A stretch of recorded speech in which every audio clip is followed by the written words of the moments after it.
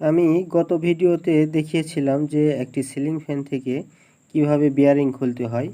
আর এই বিয়ারিং খোলার পর আমি এখন আরেকটি নতুন ভিডিও করছি, অর্থাৎ একই সঙ্গে ভিডিওটি দিলে ভিডিওটি বড় হচ্ছিল, এই জন্য আমি ভিডিওটি ছোট করে নিয়েছি। তো আমার হাতে দুইটি বিয়ারিং দেখছেন, একটি হচ্ছে 62-3 এবং একটি 62-2। এটি হচ্ছে 62-0-3, এটা হচ্ছে উপরের দিকে থাকে। আর এই যে নিচে দেখছেন ওটা হচ্ছে 62-0-2, ওটা হচ্ছে নিচের দিকেই থাকে। তো আমি এখন এই বিয়ারিংটি আপনাদের খুলে দেখাচ্ছি। আমি এই বিয়ারিংটি এখানে এটা সেট করব, তো এই জন্য আমি বিয়ারিংটি নতুন কিনে নিয়ে এসেছি। আর এই বিয়ারিংগুলো খুবই ভালো, কেননা যাদের ফ্যানের মধ্যে হর হর করে শব্দ হয়, মানে ফ্যানের বিকট আওয়াজ হয় যেগুলো ফ্যানের, এইগুলো ফ্যানের এই বিয়ারিংগুলো বদলালে, পরিবর্তন করে দিলে আর এই ফ্যানের মধ্যে হর হর করে আর কোনো বড় ধরনের আওয়াজ এরকম কোনো কিছু হয় না। খুব সুন্দর চলে, ফ্যান চলে কিন্তু বোঝাই যায় না যে ফ্যান চলছে, এরকম হয়ে যায়, সুন্দর হয়ে যায়। তো আমি এখন এটি খুলতেছি 62-0-2, এটি হচ্ছে নিচের দিকে লাগাতে হবে। অর্থাৎ একটি ফ্যানের মধ্যে দুইটি বিয়ারিং থাকে, দুইটি বিয়ারিংয়ের হচ্ছে একটির মডেল নাম্বার হচ্ছে 62-0-3 আর একটি হচ্ছে 62-0-2। এই দুটি বিয়ারিং আপনারা পরিবর্তন করলে আপনাদের ফ্যানের খুব সুন্দর কাজ হবে। তো এই যে এখানে বিয়ারিং দেখছেন, এখানে যদি আমি একটু বাড়ি দিয়ে ভিতরে ঢুকিয়ে দিই তবুও হবে। এই যে নিচে যেটি আছে এটি এখানে দিয়েও যদি বাড়ি দিয়ে আমি এটার সঙ্গে বিয়ারিংগুলো সেট করে নিই তবুও হবে। তো আমি এখানে বাড়ি দিয়ে লাগাবো না, কেননা আমি যদি এখানে বাড়ি দিয়ে লাগাই তাহলে আমার যে বডি আছে বডিতে সেট সুন্দরভাবে হতেও পারে নাও পারে, কেননা ওখানে আবার যদি সুন্দরভাবে সেট না হয় তখন আমার এই ফ্যানটি জাম্প করতে পারে।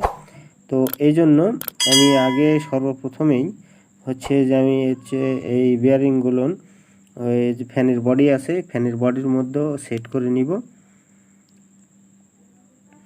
তো আমি ভিডিওটি স্কিপ করে নিয়ে আমি বিয়ারিংগুলো লাগিয়ে নিলাম, কেননা ভিডিওটি অনেক লম্বা হচ্ছিল এই জন্য। তো আমি সুন্দর করে এই বিয়ারিংটি লাগিয়ে নিয়েছি। আর বলে রাখি যে ফ্যানের এই বিয়ারিংগুলো সেট করার পর এই যে শ্যাফট যেখানে আছে এটা বিয়ারিংয়ের মধ্যে ঢুকবে, এখানে একটু মোবিল দিয়ে নেবেন, যাতে পরবর্তীতে কখনো খোলার যদি প্রয়োজন হয় তাহলে যেন এই বিয়ারিংটা মানে সুন্দরভাবে খুলে যায়, খুব সুন্দরভাবে খুলে যাবে। তো এইভাবেই আমি এই বিয়ারিংগুলো বদলিয়ে থাকি। তো আপনারা এই ভিডিও দেখে অবশ্যই ফ্যানের বিয়ারিং কিভাবে বদলাতে হয় তার একটা ধারণা পেয়ে গেছেন অবশ্যই। তো আপনারা এই ভিডিও দেখেই আপনার বাড়িতে থাকা নষ্ট শব্দ হওয়া শব্দযুক্ত ফ্যানগুলো থেকে এই বিয়ারিংগুলো বদলাতে পারবেন। তো আমি আরও বলে রাখি যে আমার এই শুধু এই একটাই ভিডিও না, আমার চ্যানেলে অনেক ভিডিও আছে ফ্যান সম্পর্কে। ফ্যানের বিভিন্ন রোগের চিকিৎসা দেওয়া আছে, মেরামত করা আছে।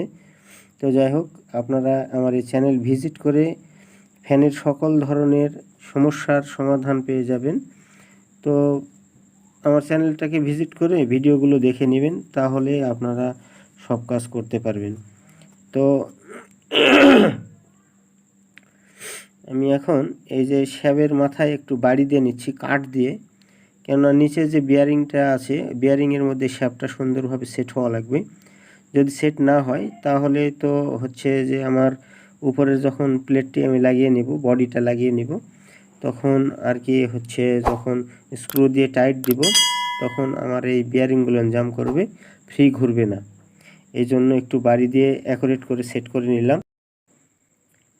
এখন আমি উপরের পার্টটি লাগিয়ে নিব, উপরের যে প্লেট রয়েছে বডির, সেই বডির প্লেটটি আমি লাগিয়ে নিব। তো এর জন্য আমি একটু মোবিল দিয়ে নিচ্ছি এই শ্যাবের গোড়ায়, অর্থাৎ এখানে এসে যে বিয়ারিংটা আমি নতুন লাগাই নিয়েছি সেই বিয়ারিংটা এখানে এসে ঢুকবে। তো এখানে আমি যদি মোবিল দিয়ে নিয়ে রাখি, আপনারাও যদি মোবিলটা দিয়ে নেন তাহলে অবশ্যই এই যে বিয়ারিংটি আছে এই বিয়ারিংটি সুন্দরভাবে এই ফ্যানের বডির মধ্যে ঢুকে যাবে।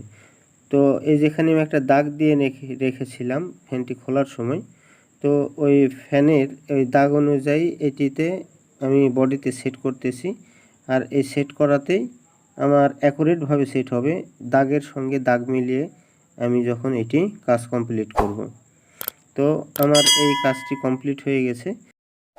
আজকের ভিডিও এ পর্যন্তই। আল্লাহ হাফেজ।